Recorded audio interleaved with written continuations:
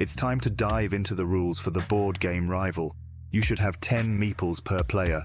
These meeples are used for tracking how many viewers you have as well as other information.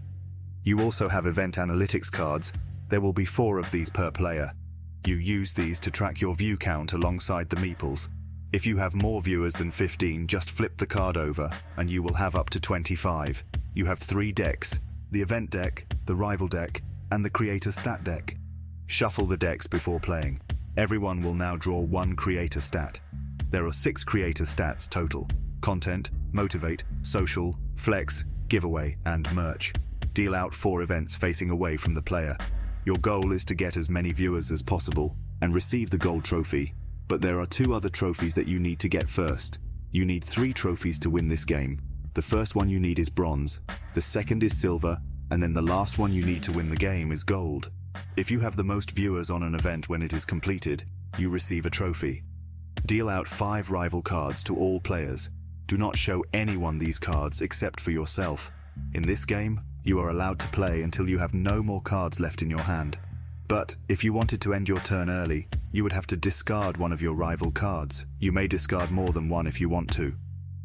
Starting from the top, we can see that we have a yellow targeting event. Targeting events are events that will target specific functions of the game. In this case, you can see that the content creator stat is disabled. This means that whoever has that content creator stat will no longer be allowed to use it and must wait until they have a card that can either reactivate it or swap it out for a new one. So we will just flip over that creator stat to show that we cannot use it. You may only have a max of 3 creator stats. Even if one of your creator stats has been disabled, it still counts as one of your 3.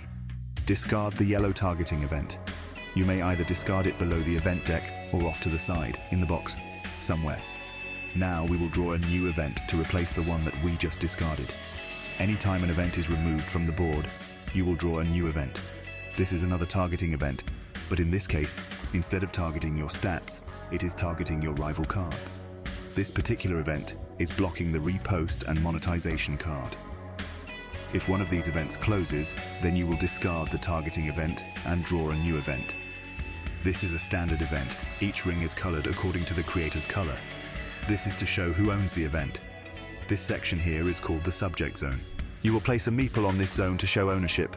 However, if the event is already your color, then you do not have to. But it is nice to have one on there because it does help make things less confusing. This circle here represents the required cost. This event has a cost of 2, and you need to meet this requirement in order to play a stat-based rival card on the event. Stat-based rival cards are these cards here. These cards will have the stats name and icon, the cost of the card, and 3 symbols to represent what you get when you play this card. By default, your creator stat is not allowed to match with the event, unless you use a stat-based rival card, or if the rival card you are using says it will use your creator stats. Let's go ahead and see what would happen if we were to try to play this card on that red event. So the issue here is that the cost of the stat-based rival card does not equate to the cost of the event. This means that we cannot play this card on this event, unless we have another card to turn it into a 2. As you can see, we have another merch rival card in our hand. Now with these 2 together, you can see that it will equal the cost needed. Let's say that this cost was 3. If this cost was 3, then obviously we would either need another 1 card, or a 1 card and a 2 card. Another thing to note about playing stat-based rival cards is the stat itself. When playing a stat-based rival card, and you are using other stat-based rival cards to increase the cost, the stats on the cards must match each other. You cannot play 2 different stat-based rival cards together. They must match, unless you have another rival card that allows you to do so. You may not go over or under the cost limit. Now let's talk about what I would get from playing this. The first symbol at the bottom of the card.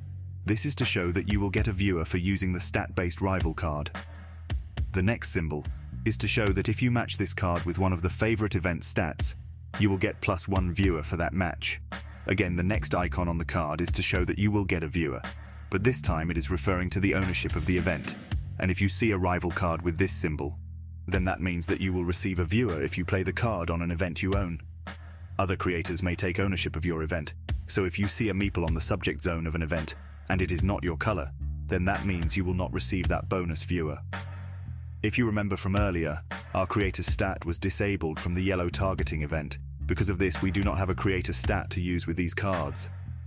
Let's pretend that it was activated.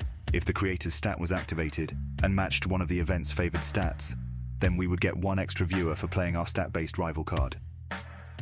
So, in conclusion, for playing these two cards on this event, we will receive one viewer for the cost, one viewer for playing on an event and matching with the event's favorite stat, one for playing on an event that we own, and if the creator stat was activated and matched with one of the event's favored stats, that would give us an additional one viewer for that match, which means I would have received 4 total viewers for this play, but because this creator stat is disabled, we obviously can't match it with anything on the event, so we will only be receiving 3 viewers for this play. We earned 3 viewers, so let's go ahead and set a meeple on the third space of our event analytics card.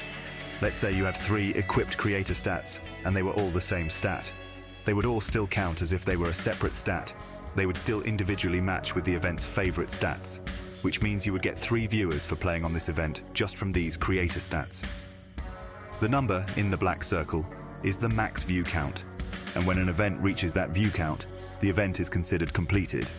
You may not go over that amount unless you are playing with one move. Everyone's viewers will count towards this view count limit, so be sure to be counting everyone's view count as you play an event. The view count limit ranges from 12 to 20, and it is every creator's responsibility to count the viewers on each event. It is fine to overplay on an event, but only if it is done with one action. This means that if the view count has been met, you cannot keep playing on it. This is a wild event.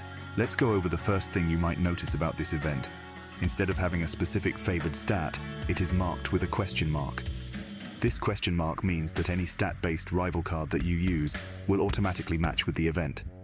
Therefore, you will earn an extra viewer for each stat-based rival card you can play. You may also notice that there is not a max view count. This event will be continuously played on until someone is able to play a monetization card. Monetization cards can be used to close events early. The next thing you will notice is that the ring is multicolor. This is to show that the event is owned by multiple people. So if you were to play a stat-based rival card on this event, you will not only earn yourself a viewer, but everyone else will get a viewer as well. But since the other creators are not the ones playing on the event, they will only receive the one viewer from the ownership. This rule is only true when it comes to wild events. Standard events will not give out extra viewers to creators that are not playing on the event. If you earn a viewer through ownership, you may play that viewer on whatever event you want.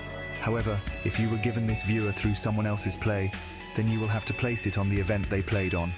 There is no way to claim a wild event and take ownership for yourself. The next thing you may notice is that this wild event has a required cost, so you will still need to play stat-based rival cards that equate to this cost.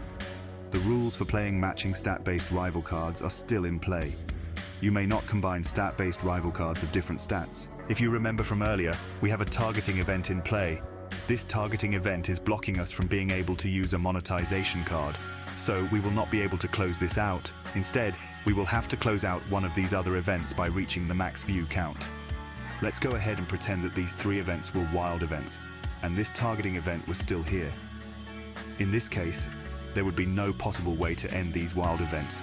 So, in this instance, you would be allowed to just discard the targeting event and redraw a new event to replace it. Something else to note is that your equipped creator stats do not work with wild events, even if you have a card that says it does. Lastly, if the rare occurrence happens where everyone on a wild event has reached 25 viewers, then they must reset their viewer count back to 0 for that event. There are 12 special rival cards. These cards come with multiple rules to choose from. The first rule is the standard rule that can be used without any requirements, and the second rule, the one written in the red text marked under Rival Rules, that will not be allowed to be used until someone has a trophy. If the rival rule has a trophy icon next to it, then you will only be allowed to use that card on somebody that has the type of trophy it is marked with. Some of these might be marked with both a bronze and silver trophy. If you see this, then that means you may only use it on someone that has a bronze or silver trophy. Finally, if there is no trophy icon next to the rival rules, then that means you can use it on anyone even if they don't have a trophy. However, it will still require someone to have a trophy. The rival rule is an optional rule to use. You cannot use both rules on the rival card. It is one or the other. If you do not have a trophy, you gain one viewer for every trophy another creator has. On the beginning of your turn, you will add these viewers to an event of your choice. If you have a bronze trophy, you will only get one viewer for every silver trophy. If you already have a silver trophy, you will get nothing from this mechanic. If every creator except you has both a bronze and silver trophy, and you close an event, you will gain both a bronze and a silver trophy. However, if there are 2 or more people tied in view count on an event when it is completed, and they have both a bronze and silver trophy, then close out the event without declaring a winner. Discard all the events and draw 4 new ones to start again. If you want to take ownership of an event, you may use the repost card. Anyways, that is all there is to this game. So if you are interested in playing it, comment down below or check the description for a link on where to buy it. Thank you so much for watching, and I hope you have fun trying to be the best influencer you can be.